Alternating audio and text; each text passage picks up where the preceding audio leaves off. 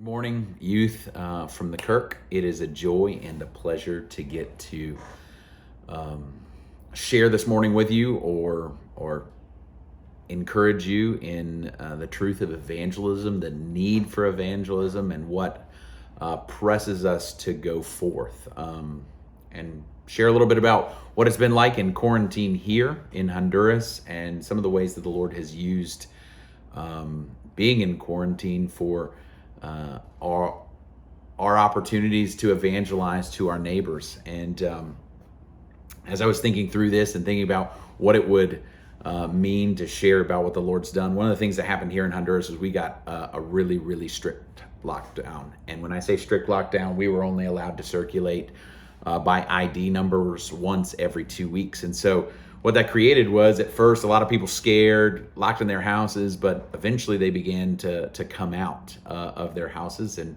walk the streets. And we would go out every afternoon and just spend time in the street with our neighbors and their kids.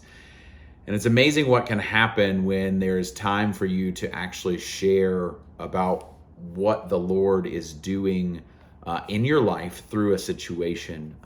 And so what we realized is that a lot of people are scared. A lot of people don't know how to process this. A lot of people are thinking, here's this microscopic disease that we can't see, and we don't know who has it, and we don't know how to control it. And the reality is that as believers, we have all the answers. Not in the sense that I have all the answers, but we have the greatest answers which come to us through the scriptures. That there's not one single atom in this created universe that is out of the control of God. And so as we think of his sovereignty, as we think of how to love our neighbors and get to know them during difficult times, and work with them through the struggles and the difficulties of what it means, is you're coming in contact with people who don't have hope. They think their hope is in a mask. They think their hope is in a vaccine. They think their hope is in normality again. They think their hope is in whatever they're able to do, running, exercising, all those things. As I've mentioned, getting back to normality is good. A mask can be good. A vaccine can be good. Exercise can be good. But what holds it all together is the fact that it is God who causes a mask to work, who causes exercise to be good for us, who causes a vaccine to work. The vaccine doesn't work if the Lord does not cause it to work. We believe in a God who controls it all. So we find comfort not in the thing, but in the God of all of creation. It's the same thing we think of when we think of doctors. We're thankful that doctors have wisdom, but who has conferred that wisdom to them? Who has allowed them to have such understanding, whether believers or not believers? So when you get to the point of God's sovereignty and over the virus, over all these things, and we come to this Lord's Day, which so many people recognize as Easter Sunday, and they stop and they pause and they're thinking upon these things, it's a great opportunity for us to recognize that as we go to evangelize, it doesn't depend upon us. I think when I used to do this with youth kids, there were all these things of thinking, oh, well, I got to say the right thing and I got to package it right. But as we learn from the scriptures that we're to give testimony for the hope that's within us. Why is there hope? Because my hope's not in this life. My hope is in a city that has foundations, that is eternal, and looks forward. And so as we go out to evangelize, as you guys go to see your neighbors and talk, one of the things that's been so encouraging to me here in Honduras as we were in quarantine, we were getting together with people. My neighbors across the street are Catholic and Jewish. The husband is Jewish. The wife is Catholic. A little down to the left are some friends that have become very dear who are Catholic. To our neighbors to the right are people who go to a prosperity gospel church. And so we've been able to spend a ton of time with them. And one of the things that's been so interesting is just seeing how gospel hope is so appealing to the world.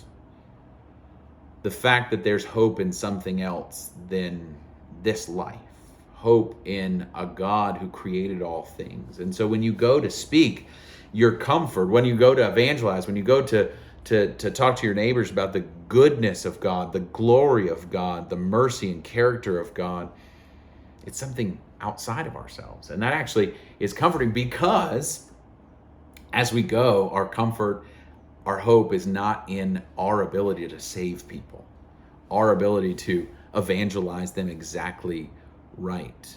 It's in the faithfulness of God. He calls his people to be faithful. And so one of the things I was thinking about, there's a group of prayers, and there's one on service and equipment in the Valley of Vision. And in one of the prayers, this prayer, it says, "Oh, that I could be a flame of fire in your service, always burning out in one continual blaze." So the idea is that we're burning for the glory of our God. That's what drives us. That's what connects us. That's what sends us out. That we would be a burning flame, a light, a testimony. That we would be a city on a hill. That we wouldn't, as you used to sing as kids, hide it under a bushel.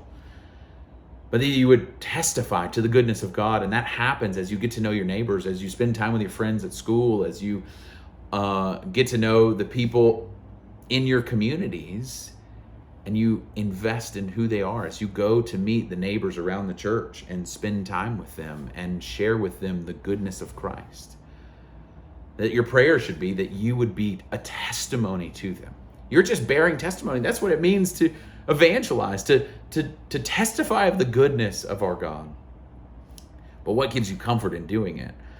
And it's one of the things that, for me as a pastor, when I first was getting ready to move to Honduras, I struggled with the idea of failing, right? Oh, what if I go to Honduras and what if I fail? What if it doesn't work? And the reality is that comes honestly from a place that I think I'm the one who has to cause the effect in people. When the truth is, I must trust the Lord and his sovereign electing power through his Spirit to call people. I may be the means the Lord uses in that moment. And what a glorious thing that the Lord would see fit to use someone like me or someone like you. But the thought is that it is God who saves people. It is God who calls them unto himself. So if you think about it like that, what gives us comfort, what helped me as I was getting ready to move here and plant a church, was the reality that the Word of God never returns void. It doesn't ever come back empty. It will do its work. It will do its work. So trust it. It is Christ. Well, let's go to the second one. Let's go with Romans tells us that the Word of God is the power unto salvation. So what do people need? They need to hear the Word of God. As you go and you speak to them, you speak of God and you use scriptures and you testify to his goodness. And then the other thing is to say that Christ promised to us in the Gospels that he would build his church. So it's him that is going to do the work. It is him that's going to finish it. Our job is to faithfully go along, to testify of his goodness. And think about John chapter 4, when you have the woman at the well and she is there talking to Jesus about worship. It's this amazing story about worship, right? And she's trying to lecture Jesus on Jews and all the things. And then Jesus tells her who she is. Remember, he says, call your husband. Oh, yeah. And she said, well, I don't have one. He's like, that's right. The one that you're currently with isn't your husband. And you've had 5 others, right? And then she leaves and she goes back to the city and she does what? She says, come and see the one who's told me everything, who knew all that I'd ever done. She'd come into contact with the God of all the universe, through whom and by whom and for whom all things were created. And she bore witness. She testified. So as y'all get ready to go do this and you go out, same comfort that you have, same comfort I've got. I'm no different here in Honduras, walking the streets in Colonia Tres Caminos, speaking with the people about the goodness of Christ. than you are, 15, 16, 14, 13, 25, going to talk to your neighbors about who Christ is. I've come into contact with one who knows me completely. He knows my sins, he knows my faults, he knows my difficulties, and yet he died for me. He defeated death for me. He sits at the right hand of the Father and intercedes for me. He's been touched with my infirmities, as Hebrews tells us. He understands me. This is the hope. So that would be my encouragement to you today. I hope that you would go resting, that the Lord is faithful, that he will be true to his word. And your job is to say, Lord, I'm going to speak and testify to the goodness of who you are, and allow you to cause the increase through your Spirit. Oh, that you would go and do that, finding confidence in him. And that many would come to know Jesus through your time going through the neighborhood in the coming day. And that many more would come to the church or join other churches and hear the gospel preached on a regular basis. That's what we want. We long, oh God, to see your churches full. Oh, that's my prayer for here in Honduras. That's my prayer for y'all as you do this. To God be the glory. Have a wonderful day.